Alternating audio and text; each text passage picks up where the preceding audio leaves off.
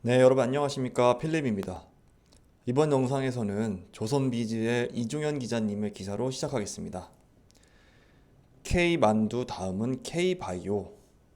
CJ 바이오 혁신의 심장 CJ 블로썸 파크. 이곳 연구소는 365일 24시간 쉬지 않고 가동되면서 식품 첨가제로 쓸 수 있는 미생물을 찾고 있다고 합니다. 예전에는 연구자와 직원들이 일일이 수작업으로 하던 걸 자동화하면서 효율을 늘릴 수 있게 되었다고 밝히고 있습니다. 이제 미생물 하나하나를 이쑤시개로 찍어주던 시대가 끝났다고 밝힙니다. 지난 11월 29일 경기도 수원시 광교에 위치한 CJ 블로썸 파크 미래 첨단 바이오 연구를 책임질 바이오 파운드리를 두 눈으로 보기 위해서 이종호 과기부 장관과 수십 명의 산학연 관계자들이 모였습니다. 보시는 사진은 당시의 시찰 현황을 보여줍니다. CJ제일제당은 비비고 만두를 탄생시킨 국내 대표 식품 기업이지만 동시에 바이오 산업에서도 한국을 대표하는 기업이 되었습니다. CJ제일제당이 만드는 라이신 등 사료용 아미노산은 세계 시장에서 점유율 1위를 차지하고 있습니다. 아미노산은 동물 사료에 들어가서 가축의 성장을 돕는 역할을 합니다. CJ제일제당 매출액이 15조 7,440억 원이었는데 이 중 바이오 분야의 매출액이 3조 7천억 원에 이릅니다. 바이오 부분의 매출액 성장률은 25.1%로 전체 매출액 성장률인 6.7%의 4배에 달합니다. 업계는 CJ제일제당의 올해 바이오 부문 매출액이 5조 원에 육박할 것으로 보고 있습니다. CJ 블로썸 파크에 있는 바이오 기술 연구소는 CJ제일제당의 바이오 연구 역량을 총집결한 심장부입니다. 6년에 걸쳐서 4,800억 원을 투자해서 2017년 개관했습니다. 어마어마한 크기의 연구시설이지만 정작 이곳에서는 연구자의 모습을 찾아보기가 쉽지 않습니다. 각종 미생물을 발효하고 있는 7층 연구실의 경우 한 층에서 근무하는 모든 인력을 합쳐도 10명 정도였습니다. 과거 설비를 자동화하기 이전에는 5배 정도나 많은 인력이 근무했지만 지금은 대부분의 설비가 자동화되면서 이러한 자동화 설비를 관리할 최소한의 인력만 남고 나머지 연구자는 연구에만 집중할 수 있게 되었다고 설명합니다. 연구자는 설비가 자동으로 내놓는 연구 결과만 확인하면 되는 것입니다. 신용욱 상무는 실험실을 자동화해서 연구의 생산성을 높이는 게 바이오 파운드리의 목표라고 합니다. 연구실에서 연구원이 하는 작업뿐만 아니라 활동 하나하나까지도 수집해서 업무 효율화를 위한 데이터로 삼고 있습니다. CJ제일제당 바이오기술연구소가 지금까지 축적한 정보만 6,000건의 연구원의 행동정보는 163만 7천 건에 달합니다. CJ제일제당은 확보한 데이터를 활용해서 연구 생산성을 높이기 위해 IT 전문 인력 채용도 늘리고 있다고 밝혔습니다. 과기정통부 장관이 직접 찾아와 점검할 정도이지만 CJ제일제당의 바이오 파운드리는 세계적 수준에는 미치지 못하고 있습니다. 아직 설비만 집적하고 스케일 다운까지는 하지 못했다고 그 이유를 밝혔습니다. 바이오 파운드리는 디지털과 AI, 로봇 등 ICT 기술을 활용해 바이오 분야 전문 연구 과정을 표준화하고 자동화, 고속화하는 시설입니다. 이미 글로벌 바이오 기업들은 바이오 파운드리를 적극 활용해서 연구 실험 속도와 제품 생산 속도를 많게는 20배 정도 높이고 있습니다. CJ제일제당의 바이오 기술 연구소에 구축된 바이오 파운드리 설비는 모두 외국 기업들이 만든 것입니다. 바이오 파운드리의 핵심은 설비의 정밀함인데 국내 중소기업이 만드는 설비는 아무래도 스펙과 성능에서 차이가 크다고 그 이유를 설명합니다. 바이오 파운드리 설비 시장이 만들어져야 능력 있는 기업들도 뛰어들 텐데 아직은 해외 업체들과의 격차가 큰 상황이라고 현재의 상황을 말해 주었습니다. 지금까지 조선비지의 이종현 기자님이 주신 기사였습니다. 네, 방금 본 영상에서 설비 로봇 관련된 이야기가 나왔는데요. 바이오 파운드리에서 그와 연관지어서 동아일보 청소 로봇, 서빙 로봇 그 다음은 로봇에 대한 기사 한 편 가지고 왔습니다. 한번 같이 읽어보겠습니다. 이제 플랫폼 버블은 끝났다고 합니다. 새로운 버블은 제조업, 아마 로봇이 될 것이다 라고 밝히고 있습니다. 배달 로봇 100대가 다닌다는 네이버 신사옥 1784나 물류 로봇 52만 대가 누비는 아마존의 물류 창고를 떠올리면 생각보다 로봇은 이미 우리 삶에 들어와 있습니다. 미래에셋증권에서 로봇 산업 분석을 맡고 있는 우재혁 애널리스트의 의견 한번 읽어보겠습니다. 크게 로봇은 두 분류로 나눌 수 있습니다. 산업용 로봇과 그리고 서비스용 로봇으로 나눌 수 있는데 산업용 로봇은 팔이나 수직 다관절 로봇들이 이에 해당됩니다. 대표적인 기업으로는 일본의 화학과 스위스의 ABB 그리고 독일의 쿠카가 있습니다. 한국 기업으로는 로보스타와 휴린로봇, 삼익, THK 같은 회사들이 있습니다. 테슬라의 옵티머스나 보스턴 다이맥스의 스팟 이런 쪽은 산업용 로봇이 아니라 서비스 로봇으로 분류됩니다. 바로 이 시장이 점차 커질 것이라고 판단해서 많은 관심이 쏠리고 있는 상황입니다. 대표적으로 미국이 IRA라는 인플레이션 감축법을 발표했고 자국 내 생산 설비를 유치하는 리쇼어링 정책을 추진 중에 있습니다. 이렇게 다른 나라에 외주를 맡겼던 생산 설비를 미국으로 유치하려면 산업용 로봇 설치가 필수 불가결이라고 보고 있습니다. 미국이 인건비도 높고 아무래도 노동력도 부족하기 때문으로 그 이유를 볼 수 있습니다. 로봇을 사용하는 가장 큰 이유는 생산성의 증가와 인건비의 감소에 있습니다. 또한 반도체 장비의 웨이퍼 핸들링 쪽에서는 정밀성이라는 특수한 영역 때문에 로봇을 쓰는 게 당연하게 이미 자리매김했습니다. 현재 산업용 로봇 중 50% 이상이 중국에서 설치되고 있습니다. 앞으로는 대부분의 국가가 제조 설비를 자국 내에 유치하면서 이론 기조에 변화가 있을 것이라고 예상됩니다.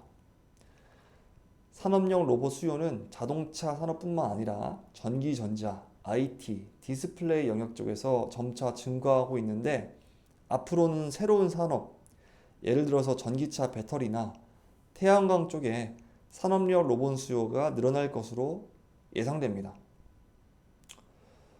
산업용 로봇의 대표적인 기업들은 앞서 읽어본 것처럼 일본, 스위스, 독일 같이 공작 기계나 전통 기계 산업이 강한 국가에 있습니다. 그리고 이러한 기업들은 전체 시장의 70%를 점유하고 있습니다. 따라서 이와 같은 산업에 우리가 지금 진입하기에는 그 장벽이 매우 높은 것이 현실입니다. 물류 로봇의 성장이 가팔라질 것으로 보는 건 가장 빠르게 효율을 검증할 수 있는 분야이기 때문입니다. 물류라고 하면 짐을 나르는 일, 분류하는 일, 택배 차량에서 하역하는 일 등이 포함되는데 그 중에서 이 애널리스트께서는 물류를 운반하는 쪽에서 로봇의 성장이 빨라질 것으로 보고 있습니다. 이미 아마존은 2012년에 키바 시스템즈가 만든 무인 운반차를 사용하고 있습니다. 이 물건은 로봇이 담겨있는 이 렉이라는 건 선반입니다. 사람에게 운반해주면 그 사람은 그걸 집어서 포장 업무만 하면 되는 것이죠. 이게 바로 대표적인 물류 로봇입니다. 때문에 이와 같은 물건을 이동시키는데 사람을 쓸 필요가 없기 때문에 인건비를 절감할 수 있고 효율성도 증가할 수 있는 것입니다. 자, 무인 운반차는 바닥에 설치한 QR코드나 선을 따라서 움직입니다.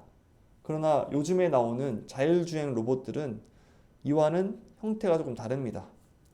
부착되어 있는 라이다나 카메라 센서가 앞에 있는 사람이나 장애물을 인식하고 피할 수 있게 만들어준다는 것이 장점입니다. 헌데 이와 같은 자율주행 물류 로봇은 아직까지는 절대 강자가 없는 시장입니다. 비상장 쪽에서는 대표적인 기업으로 긱플러스라는 회사가 있고, 이 회사는 중국 회사인데 빠른 속도로 성장하고 있어서 점유율이 12%로 추정됩니다. 중국은 로봇을 사용할 때 판매하는 쪽에도 보조금을 주고 또 이 로봇을 구매하는 쪽에도 보조금을 주기 때문에 빠르게 성장할 수밖에 없는 나라입니다. 왜냐하면 중국 정부가 로봇을 전략 산업으로 보고 있기 때문입니다. 중국은 이미 2015년에 중국 제조 2025라는 정책을 발표했고, 그 뒤 2016년에는 독일 산업용 로봇 기업인 쿠카를 인수해 버렸습니다. 이처럼 로봇 산업에 빠르게 진출하는 모습을 보이고 있습니다. 우리나라는 물류 로봇의 베이스 기술이라고 할 수 있는 게 자율주행인데, 이곳에서 지금 사업을 하고 있는 회사는 유진로봇과 레인보우 로보틱스가 있고, 비상장 중에는 트윈이라는 기업이 있습니다. 우리가 이제 그 집들이를 가거나 이럴 때 이제 요즘에는 로봇 청소기를 많이 사주곤 하는데, 이 로봇 청소기는 기술의 집합체라고 합니다. 물류 로봇과 서빙 로봇, 또 로봇 청소기로 불리는 이 청소 로봇들은 베이스 기술은 다 같습니다. 자율주행 기술 기반입니다. 따라서 자율주행 기술이 있다면 다른 영역으로 진출하려고 할 때 그쪽에 데이터만 있으면 되기 때문에 좀 더 쉽게 진출할 수 있는 것입니다. 로봇은 사람의 이 노동력이 없는 분야에 빠르게 진출한다고 보면 됩니다. 코로나로 인해서 서빙할 인력이 부족해지면서 서빙 로봇을 우리가 이제 흔하게 접할 수 있게 된 것입니다. 이제 물류는 힘이 많이 드는 작업이기 때문에 그쪽에도 로봇 기술 또는 로봇 기업들이 진출하는 현상이 나오고 있는 것입니다. 로봇이 우리 삶에 들어오게 된 지가 정말 얼마 안 됐습니다. 산업용 로봇은 1970년대에 급격히 성장하긴 했지만 우리 생활 속에서 로봇을 볼 수 있는 건 그리 오래되지 않았습니다. 아직은 로봇에 대해 거부감을 가지고 있는 사람들도 많고, 그러나 이것이 해소된다면 우리 삶에 로봇이 더 빠르게 들어올 것으로 예상됩니다. 로봇 청소기의 대표적인 강자는 아이로봇이라는 미국 업체입니다. 이어서 에코백스와 로보락, 이 두 기업은 중국 업체이고, 이 세 회사를 합치면 전체 로봇 시장의 50에서 60%를 점유합니다. 아이로봇의 조사에 따르면 전체 청소기 시장에서 청소 로봇이 차지하는 비중이 16%인데, 지금은 청소 로봇이 집안을 한번 훑고 나면 잘 되지 않은 곳을 사람들이 다시 한번 청소를 해줘야 되는 불편함이 있지만, 이 기술 발전이 된다면 앞으로 더 정확하고 더 꼼꼼하게 로봇 청소기가 활동할 수 있게 된다는 것입니다. 그러나 결론은 가격입니다. 가격이 비싸면 당연히 기술이 좋습니다. 로봇 청소기가 기술의 집합체이기 때문에 카메라 센서는 물론이고 라이더가 달려있는 경우가 많습니다. 많은 기술이 들어간 개인 서비스 로봇인 것입니다. 또한 테슬라의 옵티머스로 인해서 정말 많은 로봇이 관심을 받고 있습니다. 로봇을 인간 삶에 빠르게 도입할 수 있다는 발언을 하는 일론 머스크를 사람들이 좋아하는 이유죠. 이와 같은 옵티머스를 공개한다고 말한 지 1년도 되지 않아서 테슬라가 공개했다는 것은 정말 놀라운 사건이라고 말할 수 있습니다. 전 세계로 봤을 때 로봇 업체들은 이제 겨울을 맞이하고 있습니다. 가장 눈여겨봤던 쪽인 미국의 로봇 산업은 이미 비상장 로봇 기업들이 인력을 감축하는 추세입니다. 아마존의 1만 명 감축, 또 스타트업들은 절반 넘게 감축하면서 겨울을 준비하는 중입니다.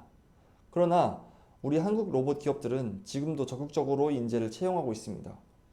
그 이유는 기초 체력이 튼튼하기 때문인데, 한국 로봇 산업을 보면 1990년대에 상장된 기업들이 많습니다.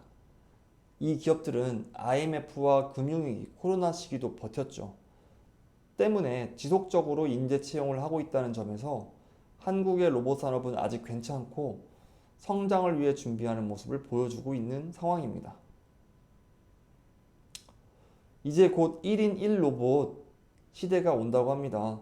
삼성전자가 로봇 기업 M&A에 나설 거란 기대감도 높은데, 이와 같은 대기업들이 이미 과거에도 산업용 로봇 시장에 진출을 했었습니다. 삼성은 삼성 테크윈, LG는 로보스타라는 산업용 로봇 회사에 지분을 투자했습니다. 현대중공업이나 두산도 이미 그렇게 투자를 해왔었습니다. 삼성에서 지난 CES에서 선보였던 서비스 로봇은 1인 1 서비스 로봇, 즉 LG의 클로이와 같은 로봇이 될 것이라고 합니다. 아마존도 그렇고 빅테크 기업들은 이미 이와 같은 1인 1 서비스 로봇에 관심을 가지고 있는 단계입니다. 이미 혁신적인 제품을 선보이고 있는 회사가 바로 아마존인데, 우리가 한국에서는 아직 접하지 못했지만 아스트로라는 개인 서비스 로봇이 나왔습니다. 캔 음료를 배달하거나 반려 로봇 수준으로 집안을 돌아다니고 사람을 쫓아다니기도 합니다. 화상으로 다른 사람을 볼 수 있는 그런 로봇이 이미 미국에는 나와 있습니다. 이와 같은 아마존의 이 서비스 로봇은 아직은 1인자라고 말할 수가 없습니다. 현재 이와 같은 서비스 로봇의 1인자 기업은 아직은 없고, 또 가격적인 문제도 비싸기 때문입니다. 마지막으로 애널리스트께서 정리를 해주신 것은, 로봇 산업은 크게 전통적인 산업용 로봇과 새롭게 뜨는 서비스용 로봇이 있고, 빅테크 기업이 주목하는 것은 바로 서비스용 로봇이다. 그리고 서비스용 로봇 중에서 돈이 될 만한 것은 물류 로봇이다. 지금까지는 정해진 길을 따라가는 무인 운반차가 주류였지만, 앞으로는 알아서 주행하는 자율주행 로봇이 기술 발전을 해나가고 있고, 삼성전자는 1인 1 로봇 서비스를 추구하고 있고, 이 분야의 경쟁이 앞으로 치열해질 것이다. 그리고 이미 아마존은 가정용 로봇 아스트로를 출시하면서 앞서 나가고 있다. 이것이 우리가 이 기사를 통해서 알 수 있는 내용이었습니다. 네, 이번 영상 좀 길었는데, 바이오 파운드리로부터 이제 산업용 물류 로봇, 그리고 서비스 로봇까지 이제 로봇이 우리 생활 속에 침투하는 모습을 머지않아 보게 될 수 있는 그런 사회가 올 것이라고 예상될 수 있는 기사였습니다. 네, 이번 영상에서도 또 시청해 주셔서 정말 감사드리고, 좋아요와 구독 눌러주시면 제가 다음 영상 준비하는데, 그리고 또 여러분에게 더 품질 높은 영상 제공하는데 큰 도움이 되겠습니다. 정말 감사드리고 다음에 또 뵙겠습니다. 지금까지 필립이었습니다. 감사합니다.